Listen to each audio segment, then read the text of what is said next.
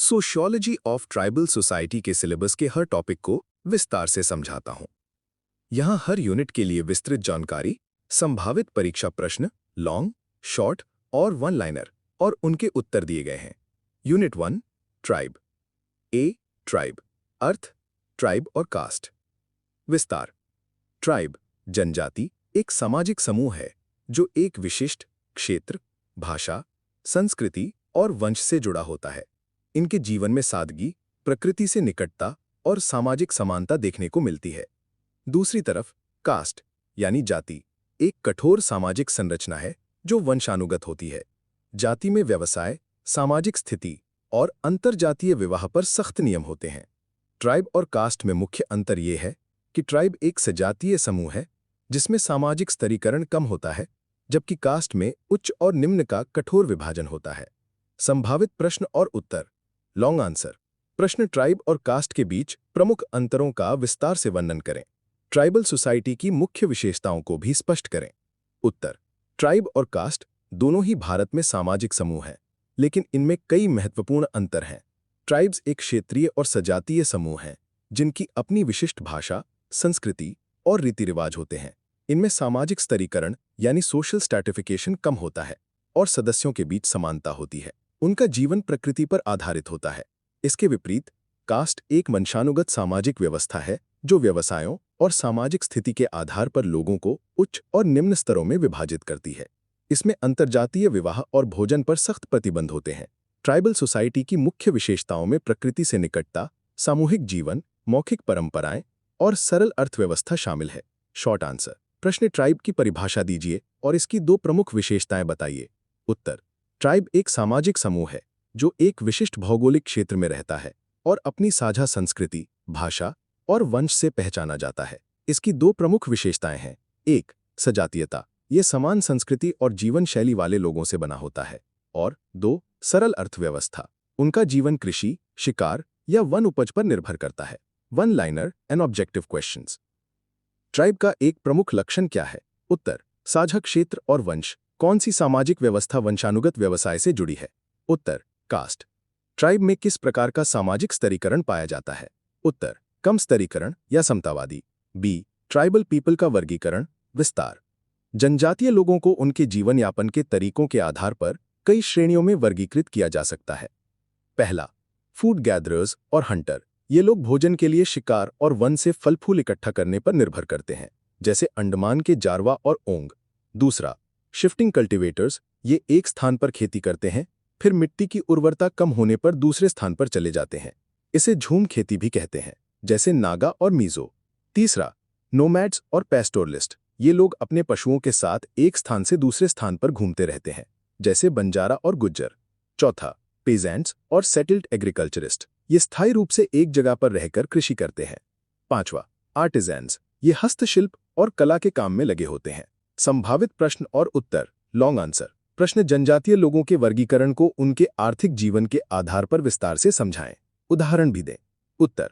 जनजातियों को उनके जीवन यापन के तरीकों के आधार पर वर्गीकृत किया जाता है। फूड गैदरर्स और हंटर जंगलों से भोजन इकट्ठा करते हैं और शिकार करते हैं, जैसे जारवा। शिफ्टिंग कल्टीवेटर्स झूम खेती करते हैं, जिसमें वे जंगल का एक हिस्सा जलाकर खेती करते हैं, जैसे नागा। नोमैड्स और पैस्टोरलिस्ट अपने पशुओं के साथ चारागाहों की तलाश में घूमते रहते हैं, जैसे बंजारा। सेटल्ड एग्रीकल्चरिस्ट स्थायी रूप से खेती करते हैं, जो आधुनिक कृषि के करीब है। Short answer. प्रश्न झूम खेती से आप क्या समझते हैं? ये किन जनजातियों में प्रचलित है? उत्तर। झूम खेती एक प्रकार की स्थानांतरण कृषि है, जिसमें एक ही स्थान पर कुछ समय के लिए खेती करने के बाद जब मिट्टी की उर्वरता घट जाती है तो किसान दूसरे स्थान पर चले जाते हैं। ये पूर्वोत्तर भारत की जनजातियों जैसे नागा और मीजो में प्रचलित है। One liner and objective questions. शिकार और खाद्य संग्रह पर निर्भर जनजातियों का एक उदाहरण दें। उत्तर। जारवा। झूम खेती किस प्रकार की कृषि है? उत्तर। स्थानांतरण कृषि। पशुपालन करने वाली जनजातियां क्या कहलाती हैं? उत्तर। Pastoralist. Unit 2 socio cultural profile, ethnic and cultural diversity, features of tribal society, family, marriage, kinship, youth dormitory, taboo, religion and magic. विस्तार। ये यूनिट जनजाति समाज की सांस्कृतिक और सामाजिक विशेषताओं पर केंद्रित है। फैमिली यानी परिवार जनजातीय समाज की मूल इकाई है। ये आमतौर पर पितृसत्तात्मक या मातृसत्तात्मक हो सकता है। मैरिज यानी विवाह के कई रूप प्रचलित हैं, जैसे विवाह द्वारा अपहरण, सेवा विवाह, और परीक्षा विवाह। इनमें जीवन साथी का चुनाव अक्सर समूह के भीतर ही होता है। किनशिप यानी रिश्तेदारी की एक विस्तृत प्रणाली है जिसमें रक्त संबंध यानी कॉन्सैंग्विनल और विवाह संबंध यानी एफिनल दोनों शामिल हैं। यूथ डॉर्मेट्री यानी यह युवा लड़के और लड़कियों के लिए एक सामुदायिक भवन होता है जहां उन्हें सामाजिक और सांस्कृतिक शिक्षा दी जाती है। ये जनजातीय शिक्षा का एक महत्वपूर्ण अंग है, जैसे मुंडा जनजाति का गोटुल। टैबू ये कुछ ऐसे कार्य या विषय होते हैं जिन्हें सामाजिक या धार्मिक रूप से वर्जित माना जाता है। इन्हें तोड़ने पर नकारात्मक परिणाम होते हैं। रिलीजन और मैजिक यानी जनजातीय धर्म प्रकृति, पूर्वजों की आत्माओं और जादू टोना पर आधारित होता है। उनका मानना है कि प्राकृतिक शक्तियों में अलौकिक शक्ति होती है। जादू का उपयोग बीमारियों को ठीक करने और बुरी आत्माओं को दूर करने के लिए किया जाता है। संभावित प्रश्न और उत्तर। Long answer. प्रश्न, जनजातीय समाज की सामाजिक सांस्कृतिक विशेषताओं का विस्तार से वर्णन करें। विवाह के विभिन्न रूपों और युवा डॉर्मेट्री के महत्व को स्पष्ट करें। उत्तर, जनजातीय समाज की संस्कृति और सामाजिक व्यवस्था बहुत समृद्ध है। उनका जीवन परिवार और रिश्तेदारी पर आधारित होता है। विवाह के कई अनूठे रूप हैं, जैसे विवाह द्वारा अपहरण यानी विवाह के लिए लड़की का अपहरण करना, या सेवा विवाह यानी विवाह के लिए भावी ससुर की सेवा करना। युवा डॉर्मेट्री जैसे गोटोल युवा पीढ़ी को सामाजिक, सांस्कृतिक और धार्मिक परंपराओं का प्रशिक्षण देने का एक महत्वपूर्ण केंद्र है। ट्राइबल धर्म प्रकृति पूजा, पूर्वजों की आत्माओं में विश्वास और जादू टोना पर आधारित होता है। टैबू और अनुष्ठान उनके धार्मिक जीवन का अभिन्न अंग है। Short answer. प्रश्न, युवा डॉर्मेट्री क्या है, इसका क्या उद्देश्य है? उत्तर, युवा डॉर्मेट्री एक सामुदायिक केंद्र है जहां अविवाहित युवा लड़के और लड़कियां एक साथ रहते हैं। इसका मुख्य उद्देश्य उन्हें सामाजिक, सांस्कृतिक और धार्मिक परंपराओं का प्रशिक्षण देना है ताकि वे समुदाय के एक जिम्मेदार सदस्य बन सकें। One liner and objective questions. Munda जनजाति के युवा डॉर्मेट्री को क्या कहते हैं? उत्तर, गोटुल। वह प्रथा क्या कहलाती है जिसमें विवाह के लिए भावी पति ससुर के घर काम करता है? उत्तर, सेवा विवाह। जनजातीय धर्म में कौन सी शक्तियां महत्वपूर्ण हैं? उत्तर, प्राकृतिक शक्तियां और आत्माएं। Unit 3, status of tribal women. विस्तार। ये यूनिट जनजातीय महिलाओं की स्थिति पर केंद्रित है। सामान्य भारतीय समाज की तुलना में जनजातीय महिलाओं को अधिक स्वतंत्रता और समानता प्राप्त है। वे आर्थिक गतिविधियों में सक्रिय रूप से भाग लेती हैं, जैसे खेती, पशुपालन और जंगल से सामग्री इकट्ठा करना। उन्हें अपने जीवन साथी को चुनने और विवाह विच्छेद यानी डिवोर्स करने की भी अधिक स्वतंत्रता है। हालांकि कुछ ट्राइब्स में अभी भी पितृसत्तात्मक मानदंड और कुछ सामाजिक प्रतिबंध मौजूद हैं। संभावित प्रश्न और उत्तर। Long answer. प्रश्न, भारतीय समाज में जनजातीय महिलाओं की स्थिति का विस्तार से मूल्यांकन करें। क्या उनकी स्थिति गैर जनजातीय समाज की महिलाओं से बेहतर है? अपने उत्तर के पक्ष में तर्क दें। उत्तर, जनजातीय समाज में महिलाओं की स्थिति गैर जनजातीय समाज की तुलना में आमतौर पर अधिक स्वतंत्र और समान मानी जाती है। वे आर्थिक गतिविधियों में महत्वपूर्ण भूमिका निभाती हैं और परिवार के निर्णयों में उनकी भागीदारी होती है। उनके पास जीवन साथी चुनने और तलाक लेने का भी अधिकार है, जो मुख्यधारा समाज में कम प्रचलित था। हालांकि ये स्थिति हर ट्राइब में एक जैसी नहीं होती। कई ट्राइब्स में अभी भी पितृसत्तात्मक संरचनाएं हैं, लेकिन फिर भी उनकी समग्र स्थिति अधिक सशक्त मानी जाती है। Short answer. प्रश्न, जनजातीय महिलाएं आर्थिक जीवन में क्या भूमिका निभाती हैं? उत्तर, जनजातीय महिलाएं कृषि, पशुपालन, जंगल से वनोपज इकट्ठा करने और घरेलू हस्तशिल्प बनाने जैसे आर्थिक कार्यों में सक्रिय रूप से भाग लेती हैं। वे परिवार की आय में महत्वपूर्ण योगदान देती हैं। One liner and objective questions. क्या जनजातीय महिलाओं को तलाक का अधिकार होता है? उत्तर, हाँ, कई जनजातियों में। गैर जनजातीय महिलाओं की तुलना में उनकी स्थिति कैसी है? उत्तर, अधिक स्वतंत्र और समान।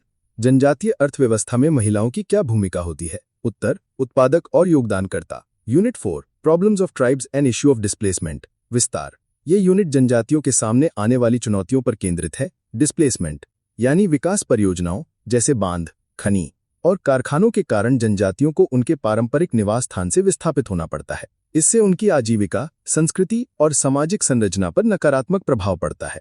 अन्य प्रॉब्लम्स गरीबी, निरक्षरता, स्वास्थ्य सुविधाओं की कमी, भूमि का नुकसान और शोषण भी प्रमुख समस्याएं हैं। औद्योगिकरण और शहरीकरण ने उनकी पारंपरिक जीवन शैली को तखरे में डाल दिया है। संभावित प्रश्न और उत्तर। Long answer. प्रश्न, विकास परियोजनाओं के कारण जनजातियों के विस्थापन की समस्या का आलोचनात्मक विश्लेषण करें। इस समस्या को हल करने के लिए क्या उपाय किए जा सकते हैं? उत्तर, विकास परियोजनाएं जैसे बांध और खानों के निर्माण से जनजातियों को बड़े पैमाने पर विस्थापन का सामना करना पड़ता है। इससे वे अपनी भूमि, वन और पारंपरिक आजीविका से वंचित हो जाते हैं। विस्थापन उनके सामाजिक सांस्कृतिक ताने बाने को भी तोड़ देता है। इस समस्या को हल करने के लिए विस्थापित परिवारों को उचित मुआवजा, पुनर्वास और वैकल्पिक आजीविका के अवसर प्रदान करने चाहिए। इसके अलावा विकास परियोजनाओं को लागू करते समय जनजातियों की सहमति और भागीदारी सुनिश्चित करनी चाहिए। Short answer. प्रश्न, जनजातियों के विस्थापन के दो प्रमुख कारण बताइए। उत्तर, जनजातियों के विस्थापन के दो प्रमुख कारण हैं। 1. बड़े बांधों का निर्माण जैसे सरदार सरोवर बांध, और 2. खनिजों के खनन जिससे उनकी भूमि का अधिग्रहण होता है। One liner and objective questions. विस्थापन का एक प्रमुख कारण क्या है? उत्तर, विकास परियोजनाएं, बांध, खनि। विस्थापन से जनजातियों पर क्या प्रभाव पड़ता है? उत्तर, आजीविका और संस्कृति का नुकसान।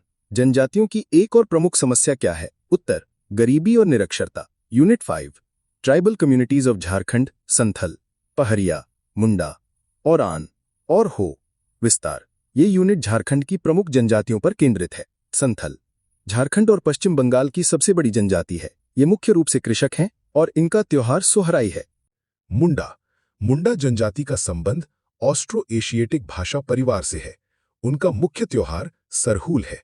इनकी युवा डॉर्मेट्री गोटुल कहलाती है। ओराओन, ये एक द्रविड़ भाषी जनजाति है। इनका मुख्य पर्व कर्मा है।